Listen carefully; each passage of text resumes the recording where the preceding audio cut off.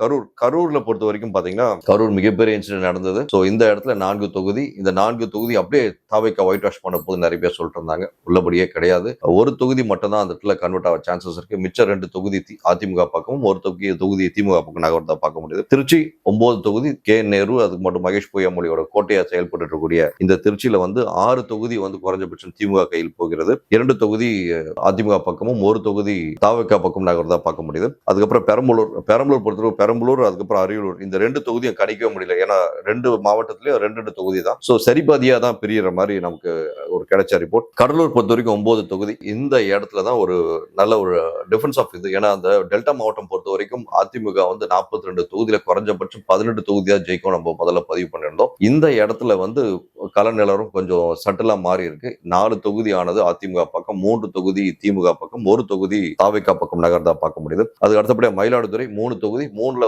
2 தொகுதி திமுக பக்கமும், ஒரு தொகுதி அதிமுக பக்கம் நகர்கிறது. நாகப்பட்டினம் இதே மாதிரிதான். நாகப்பட்டினம்ல இருக்கக்கூடிய 3 தொகுதியில 2 தொகுதி திமுக பக்கமும், ஒரு தொகுதி அதிமுக பக்கம் நகர்ந்தா பார்க்க முடியுது.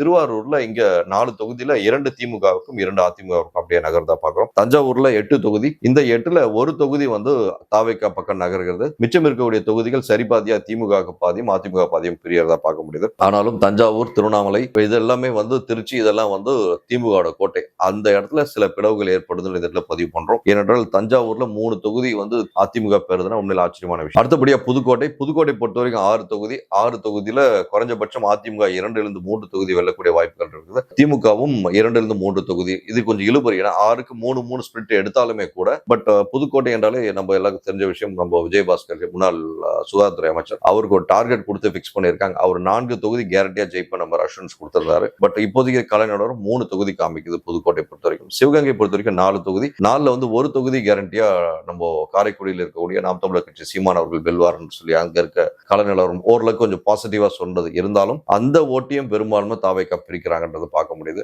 சோ திமுகவிற்கு 2 தொகுதியும், அதிமுகவுக்கு ஒரு தொகுதியும் சிவகங்கை பட்டு மாறுது. மதுரையை பொறுத்த வரைக்கும் 10 தொகுதி, 10ல அதிமுகவுக்கு 4 தொகுதியும், திமுகவுக்கு 5 தொகுதியும், தாவேக்காவுக்கு ஒரு தொகுதியும் வரதுக்கு வாய்ப்புகள் இருக்குன்னு தெரியுது. தேனி பொறுத்த வரைக்கும் 4 தொகுதி, 4ல 3 இடத்துல திமுகவும், ஒரு இடத்துல அதிமுக வெல்வதற்கான வாய்ப்புகள். இதுல பார்க்க வேண்டிய விஷயம் என்னன்னா, முதல்ல எல்லாம் ஓபிஎஸ் ஆகட்டும், அந்த தங்கத்தமிழ் இவங்க எல்லாம் அதிமுக இருந்து போனவங்க தான். இப்போ அவங்க கட்சி மாறி போனதோட எஃபெக்ட், அந்த இரட்டை இலை சின்னத்துக்கு நம்ம முதலே பதிவு பண்ண மாதிரி தேனி பெல்ட்ல இரட்டை இலை சின்னத்தை மட்டும் போக்கஸ் பண்ணி போட ஆட்கள் இருக்காங்க. ஆனாலும் போடி நாயக்கனூர் ஆகட்டும், அந்த கம்பம் ஆகட்டும், இந்த பெல்ட் எல்லாம் கொஞ்சம் நகர்கள் பார்க்கறாங்க. குறைஞ்சபட்சம் 1-2 தொகுதி அதிமுக இருக்கும், 2 தொகுதி திமுக இருக்கும் சாதகம் என்று சொல்லலாம் தேனியை பொறுத்தவரை.